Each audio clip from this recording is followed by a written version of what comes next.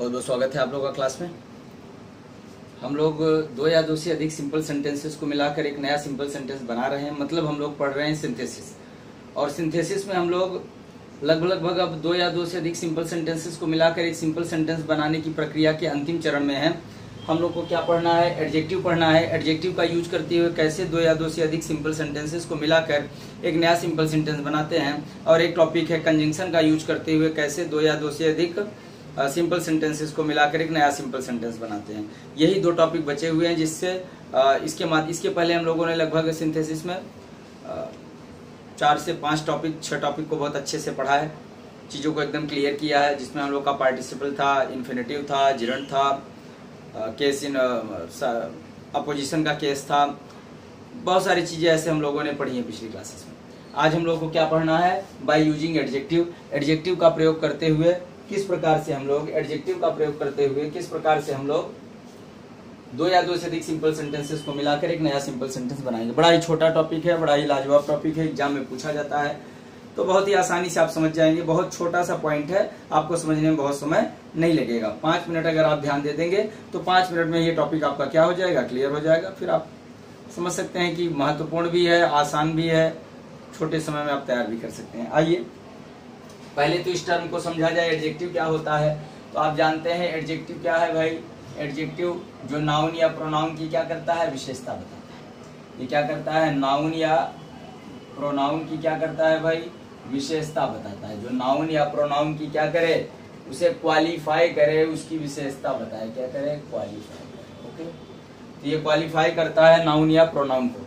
तो याद रहे आपको कि नाउन या प्रोनाउन के पहले ही हम इसे यूज कर देंगे, क्योंकि ये इनको क्या करेगा? क्वालिफाई करेगा। तो नाउन या प्रोनाउन के पहले हम इसे क्या कर देंगे? रख देंगे, तो हमारा काम हो जाएगा। बस इतना ही ध्यान रखिएगा, जो शब्द किसी शब्द की विशेषता बता रहा है उस शब्द को उसके पास लाने का प्रयास करिएगा। आपका सेंटेंस अपने आप सिंपल सेंटेंस में कन्वर्ट हो जाएगा। दो या दो से अधिक जो सिंपल सेंटेंस है, जब इनको मिलाइएगा तो ध्यान रखिएगा, जिस शब्द की विशेषता जो शब्द बता रहा है उस शब्द को उसी शब्द के पास रखा जाए। अगर यह करने में आप सफल हो जाते हैं तो निसंदेह ऐसे टॉपिक आपके लिए चुटकियों के हैं। आप चुटकी बजाते ऐसे प्रश्नों को कर लेंगे। आइए देखिए कैसे।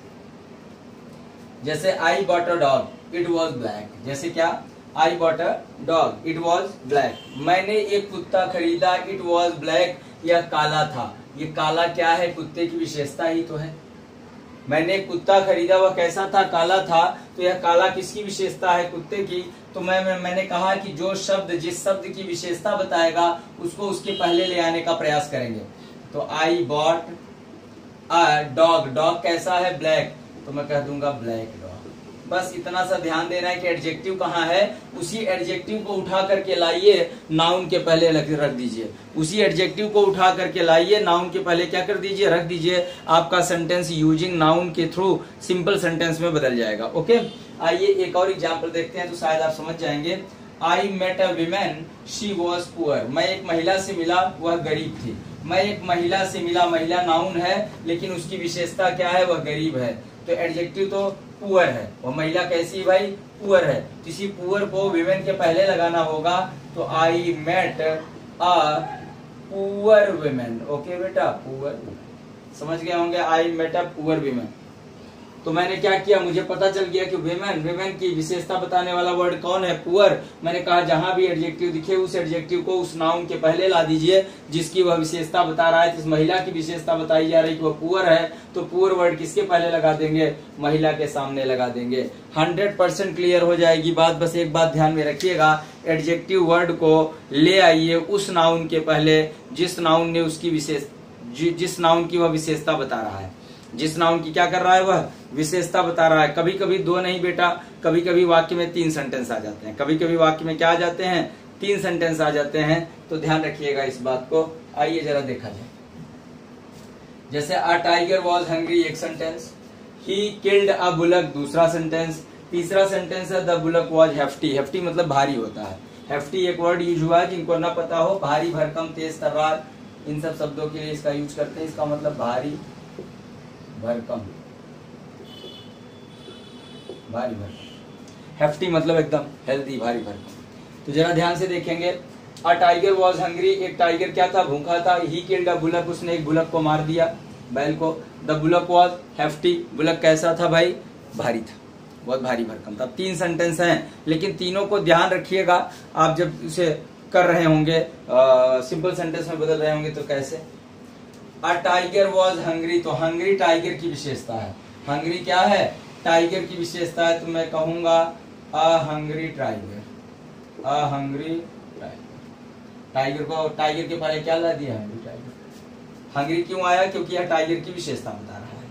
फिर ही तो उसी के लिए यूज हुआ, टाइगर के लिए, तो यूज करने की जरूरत नहीं क्योंकि हम टाइगर यूज कर चुके हैं। Killed a bullock, killed a bullock, bullock की विशेषता क्या है, द बुलक वॉज हेफ्टी, तो ये जो हेफ्टी है बुलक के पहले आना चाहिए, तो a hungry tiger killed a hefty bullock, okay, killed a hefty bullock, killed a hefty bullock, a hungry tiger killed a hefty bullock. समझ गए होंगे मेरी बात को। चाहे जितना बड़ा सेंटेंस रहे, बस आपको ध्यान क्या देना है, एडजेक्टिव कहाँ है, और वह एडजेक्टिव किस नाउन की विशेषता बता रहा है। जिस भी नाउन की वह विशेषता बता रहा होगा एडजेक्टिव, उसी के पहले ले जाकर के क्या कर देंगे, उसी के पहले ले जाकर के, उसी नाउन के पहले ले जाकर के उस एडजेक्टिव को रख देंगे। और ऐसा करने में अगर आप सफल हो जाते हैं तो किसी तरीके का वाक्य होगा, आप एडजेक्टिव का प्रयोग करते हुए उसको क्या कर पाएंगे बेटा, सिंपल सेंटेंसेस में बदल पाएंगे। चलिए जल्दी से नोट कर लीजिए, जल्दी से नोट करिए फटाफट, मैं स्क्रीन से हट जाता हूं, जल्दी से।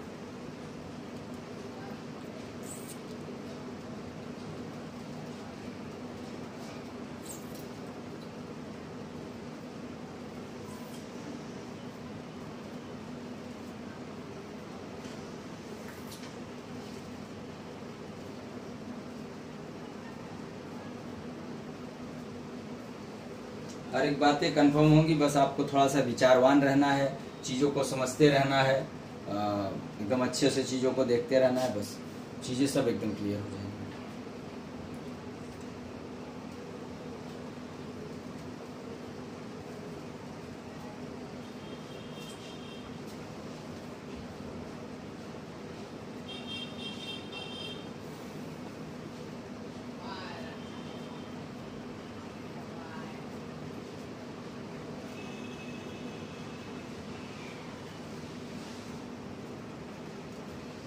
चलिए आपने नोट कर लिया होगा।